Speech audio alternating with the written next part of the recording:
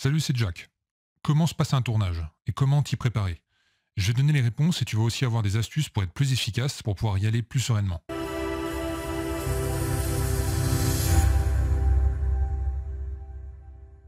Pense à t'abonner à la chaîne si tu veux voir d'autres vidéos comme celle-là. Et puis si tu voudrais devenir actrice ou acteur, tu peux rejoindre gratuitement notre groupe à qui j'envoie les emails privés. Je te laisse regarder ça, c'est le lien sous la vidéo. Alors, comment se passe un tournage? En fait, tout ça commence bien avant le tournage. Dès que tu auras un rôle, tu recevras un appel de la costumière ou du costumier. Comme son nom l'indique, c'est la personne qui s'occupe des costumes. Si c'est un tournage avec une société de production, on te donnera rendez-vous chez un loueur pour choisir le costume de ton personnage. Si c'est autoproduit, il y a de grandes chances que ce soit à toi d'amener tes propres vêtements. Autoproduit, ça veut dire que c'est le réalisateur qui paye de sa poche le tournage. Quelques jours avant le jour J, tu recevras ce qu'on appelle la feuille de service. Une feuille de service, c'est un document de 1 à 2 pages où tu as plein d'informations comme les numéros des scènes qui vont être jouées dans la journée, quels sont les rôles présents, qui sont les acteurs, de quelle heure à quelle heure on a prévu de tourner, à quelle heure le soleil se lève, se couche, le temps qu'il va faire dans la journée, et aussi ce qu'on appelle le HMC et le PAT. Le HMC et le PAT, ce sont des mots que tu entendras très souvent, donc il vaut mieux que tu saches de quoi il s'agit. Le HMC, ce sont les initiales pour habillage, maquillage, coiffure. Donc c'est tout ce que tu dois faire pour te préparer. Tu retrouveras ton costume et tu te feras aussi maquiller et coiffer. Généralement, ça dure pas des heures, sauf s'il y a du maquillage d'effets spéciaux. Si jamais on doit te transformer en zombie, ça mettra beaucoup plus de temps que s'il faut juste mettre un peu de maquillage et un coup de brosse à cheveux.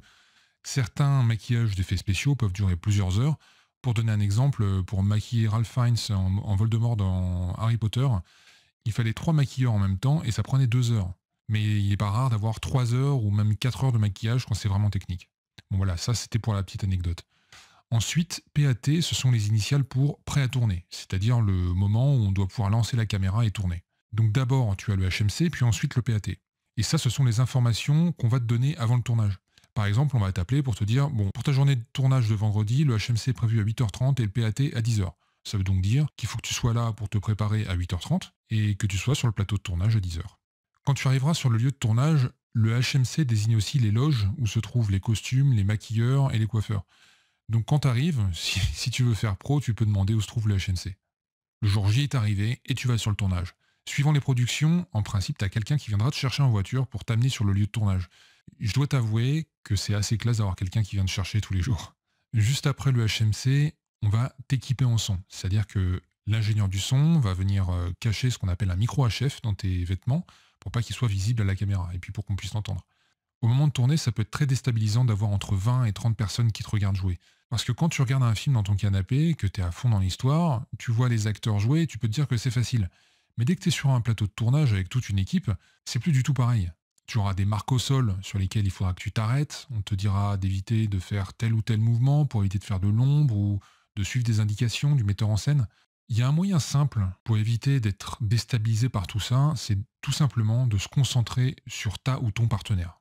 Tes répliques sont un message que tu veux lui faire passer. Il n'y a que ça qui compte. Évidemment, tu connaîtras ton texte par cœur et tu auras travaillé ton personnage. J'ai pas précisé tout ça, mais ça me paraît évident. Pendant que toi, tu seras devant la caméra, le réalisateur, lui, il sera au combo. C'est-à-dire qu'il sera devant un écran à vérifier si le rendu lui convient ou non. Il te demandera peut-être de faire d'autres prises. Il te donnera des indications sur ce qu'il veut obtenir de ton personnage ou de ton jeu. À toi de t'adapter et de rester flexible. Si jamais le réalisateur te donne pas d'indication particulière de jeu, tu peux très bien lui faire plusieurs propositions différentes. Comme ça, il aura le choix entre plusieurs prises différentes. Et il y a une dernière chose dont on parle peu, c'est l'attente. Sur un tournage, tu auras beaucoup d'attente. Parce qu'entre chaque plan, il faut changer de place les éclairages, la caméra, les marques au sol, vérifier que tout va bien à l'image et au son. Bref, ça prend du temps. Et pendant tout ce temps, tu dois attendre. Ce que je te conseille, c'est de rester concentré sur ton personnage parce que ça peut être un peu compliqué de devoir se reconcentrer à chaque nouveau plan. Voilà, c'est la fin de cette vidéo. Mets un like si ça t'a plu.